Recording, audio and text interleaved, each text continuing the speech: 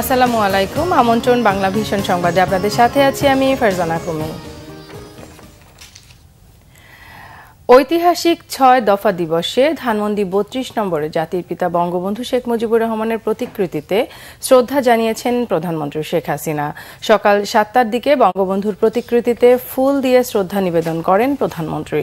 এরপর সেখানে কিছু সময় নীরবে দাঁড়িয়ে থাকেন। পরে আওয়ামী লীগের পক্ষ থেকে নেতাদের নিয়ে বঙ্গবন্ধুর প্রতিকৃতিতে ফুল দেন দলীয় সভাপতি শেখ হাসিনা।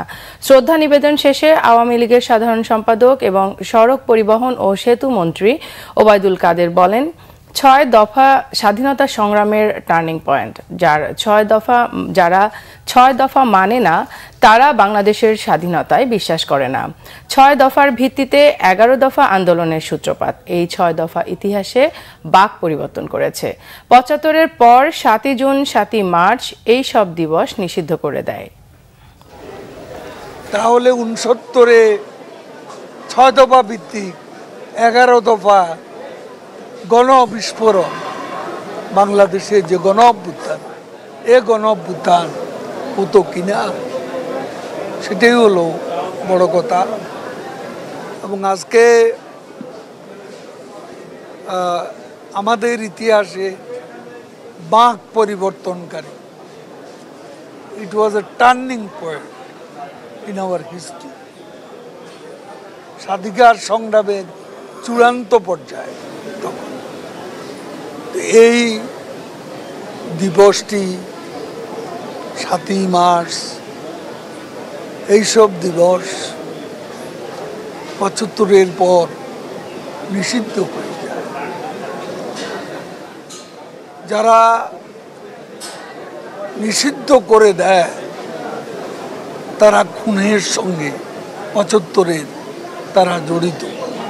তারা বঙ্গবন্ধুকে হত্যা করেনি, তারা হত্যা করতে চেয়েছিল আমাদের মুক্তিযুদ্ধের মূল্যবোধকে, আমাদের স্বাধীনতার আদর্শকে।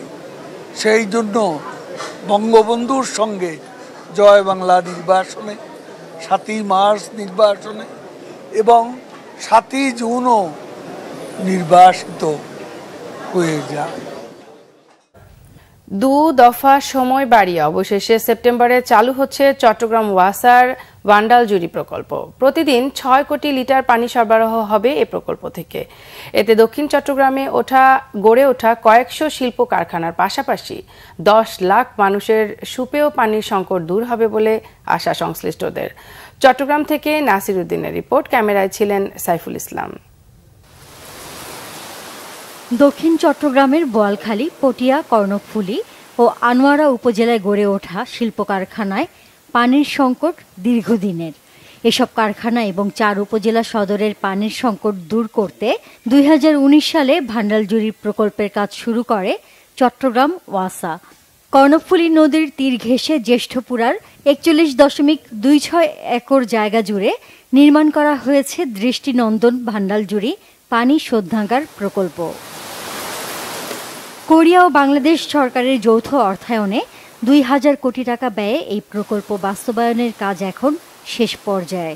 প্রকল্প পরিচালক প্রকৌশলী মোহাম্মদ মাহবুবুল আলম জানিয়েছেন, সেপ্টেম্বরে দক্ষিণ চট্টগ্রামের ৪ উপজেলার বিভিন্ন আবাসিক ও শিল্প কারখানায় পানি সরবরাহ করা যাবে।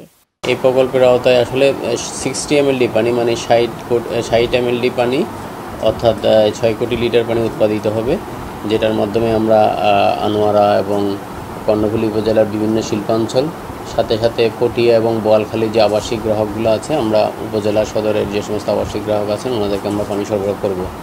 দক্ষিণ চট্টগ্রামে পানি সরবরাহের ব্যবস্থা হওয়ায় খুশি স্থানীয় বাসিন্দারা।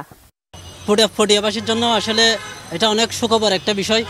এখানে আসলে পটিয়াতে পানির সমস্যা, শুধু পটিয়া না, প্রায় বিভিন্ন এলাকায় পানির সমস্যা আছে। পরিপাটি করে যদি পরিশুদ্ধভাবে জিনিসটা যদি সাপ্লাই হয় এবং সব জায়গায় যদি স্থাপন হয় এবং পটিয়ার আনাচে কানাচে যদি এটা সব জায়গায় যদি দেওয়া সম্ভব, তাহলে মানুষ পানির কষ্ট থেকে অনেক মুক্তি পাবে।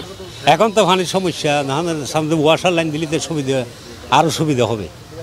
এদিকে দক্ষিণ চট্টগ্রামের ৪ উপজেলা এবং শিল্প কারখানাগুলো ছিল ওয়াসার আওতার বাইরে। প্রধানমন্ত্রীর অনুমোদন ক্রমে এসব এলাকা ওয়াসার আওতায় এনে পানির সংকট নিরসনের কথা বললেন চট্টগ্রাম ওয়াসার ব্যবস্থাপনা পরিচালক। 6 কোটি লিটার একটা ট্রিটমেন্ট প্ল্যান্ট অলরেডি আমরা ওইরকম ওই কর্ণফুলী নদীর তীরে আমরা করছি, এটা কমপ্লিট। এখন শুধু আমরা পাইপলাইন করাটা কিছু বাকি আছে এবং সেটা পটিয়া এরিয়াতে পাইপলাইন কমপ্লিট, শুধু আনোয়ারা এরিয়াতে পানির লাইনটা একটা জায়গায় আমরা ওই নদী ক্রস করতে যাই, সেখানে আন্ডারগ্রাউন্ড দিয়ে আসতে যাই আমাদের কিছু প্রবলেম হচ্ছে, ওইটা ক্রস করলে বের হয়ে যাবে। এর মধ্যে আবার একটা কেস করছে ওখানকার একটা পাবলিক মাদ্রাসা কমিটি, সেই কেস আবার এখন আমরা ফেস করতেছি। তো এই সমস্ত কারণে ডিলে হচ্ছে, তো আমি আশা করতেছি যে এনি কেস এটা এই বছরের মধ্যে শেষ হয়ে যাবে। এই প্রকল্পের অধীনে মহানগরীর কর্ণফুলীর তীর সংলগ্ন কল্পলোক আবাসিক ও বাকুলিয়া এলাকায়ও পানি সরবরাহের পরিকল্পনা রয়েছে চট্টগ্রাম ওয়াসার। Bangla vision news desk. এই ছিল এখনকার মতো। পরের সংবাদ বেলা 12টায় দেখার আমন্ত্রণ রইল। এছাড়া বাংলা ভিশন সংবাদ ও সংবাদ সংশ্লিষ্ট অনুষ্ঠান দেখতে ভিজিট করুন www.bvnews24.com ও facebook.com/banglavisionnews এবং সাবস্ক্রাইব করুন youtube.com/banglavisionnews। এতক্ষণ সাথে থাকার জন্য ধন্যবাদ সবাইকে।